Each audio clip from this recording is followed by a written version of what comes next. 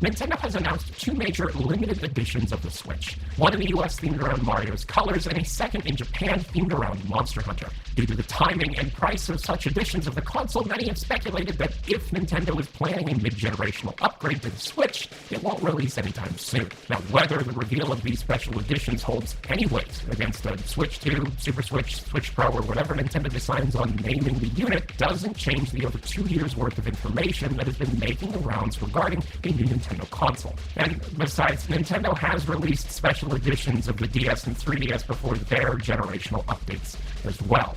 You friggin' doofs.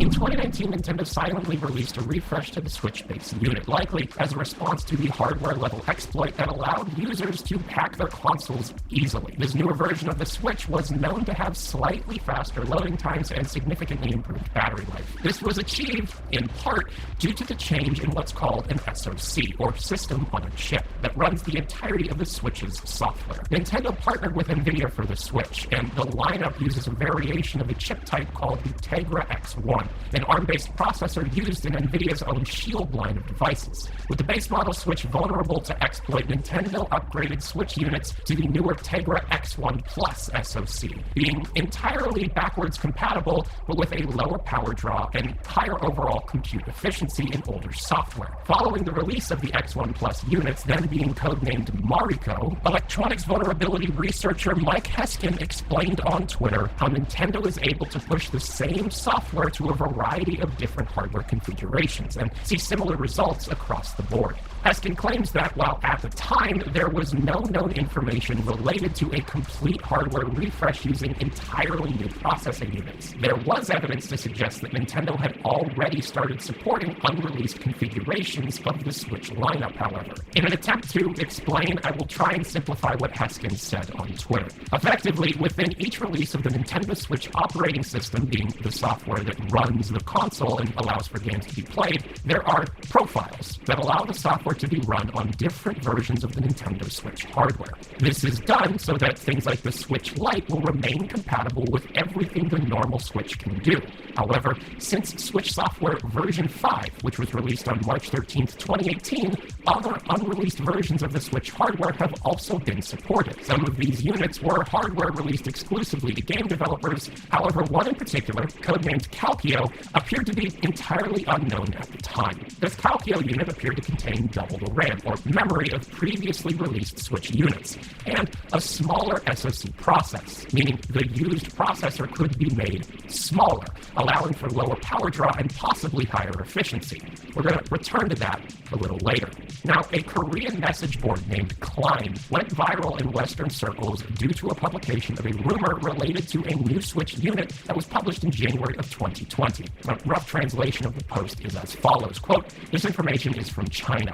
The difference from previous rumors is that Nintendo will not adopt an additional clocked-up version of the Tegra X1 Plus. Nintendo's partner sources say that Nintendo has a custom processor that is currently being developed in collaboration with NVIDIA, but according to the information from Taiwan, it is not yet time to enter mass production," end quote.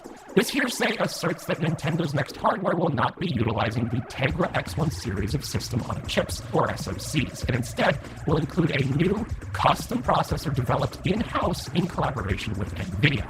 While we cannot take this information beyond anything other than hearsay, we will return to this detail a little later. The Taiwan Economic Daily News published a story on August 23rd of 2020, headlined, quote, "New Switch stocking platform chain supplement," end quote.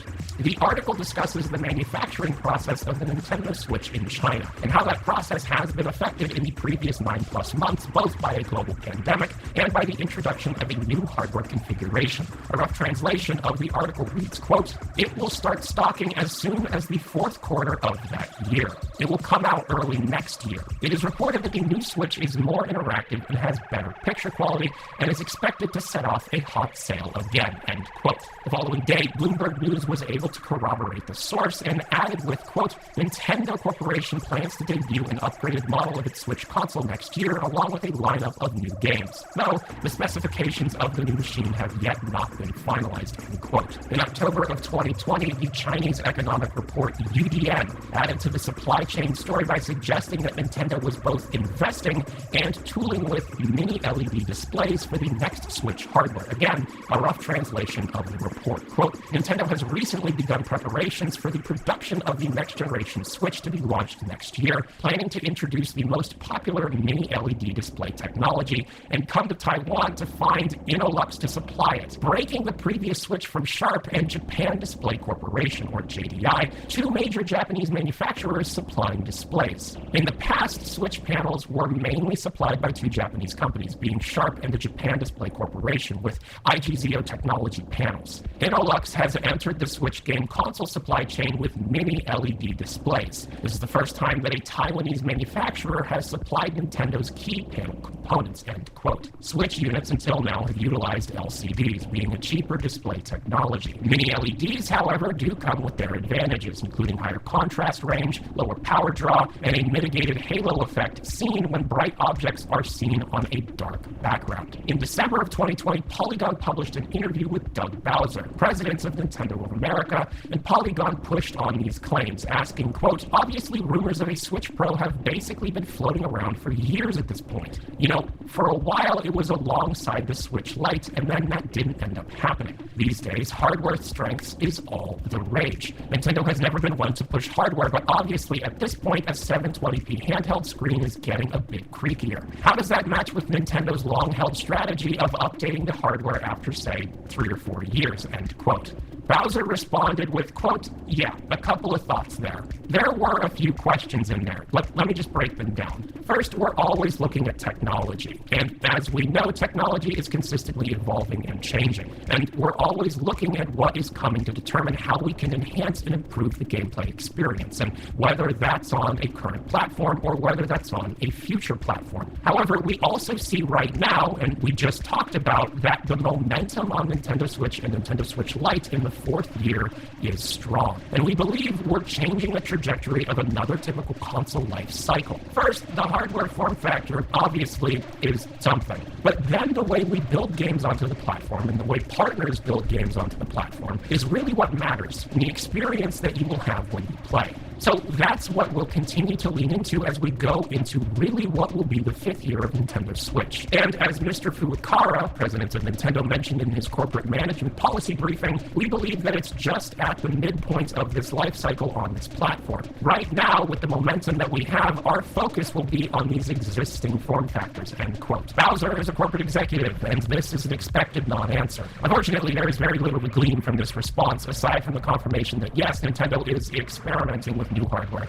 all the time. However, a week following this interview's publication, it was reported that TSMC, the company responsible for actually manufacturing the SoCs for NVIDIA that are used in the Nintendo Switch, would halt deal pricing for larger companies. This, at least according to a report from Tom's Hardware. Quote, Taiwan Semiconductor Manufacturing Corporation, or TSMC, has annulled volume discounts for its largest customers and raised prices amid overwhelming demands for its services, a media report claims. As demand for personal computers, game consoles, televisions, smartphones, and other advanced electronics rises, so does the demand of all kinds of chips. Leading-edge system-on-a-chips made using 5nm and 7nm processes technologies designed for PCs, consoles, and handhelds usually make headlines when people can't get their new graphics cards or processors. But each advanced SoC is accompanied by a power management IC, a chipset, and or an I/O controller that are crucial for its operation and which are made using mature nodes. Side note, this is the exact 16nm node that the Tegra X1 Plus is actually fabricated on. Nintendo does not purchase their SoCs from this company. They have a contractual obligation with NVIDIA, resulting in the Tegra X1s to be supplied at an expected cost. However, if the fabrication cost goes up for NVIDIA, so too does the bulk chip cost that Nintendo is responsible, at least once the current contract with NVIDIA expires. It can also be assumed that this report is a delayed information drop, meaning that the decision to end bulk pricing was likely signaled to the affected corporations well before the public was informed. Exactly how Nintendo will change their process is unknown. However, we can go back to the report from the Korean message board Klein, where it was stated that Nintendo was working with NVIDIA to create a unique SoC for the next Switch unit. If Nintendo wanted to avoid the price hike altogether, they could fabricate a novel yet wholly compatible SoC with NVIDIA. And shop that part to other chip fabrications. That said, the newest available information doesn't line up with this theory. Going back to Heskin, upon the release of SwitchOS version 11, a new Switch hardware profile was leaked, codenamed AULA.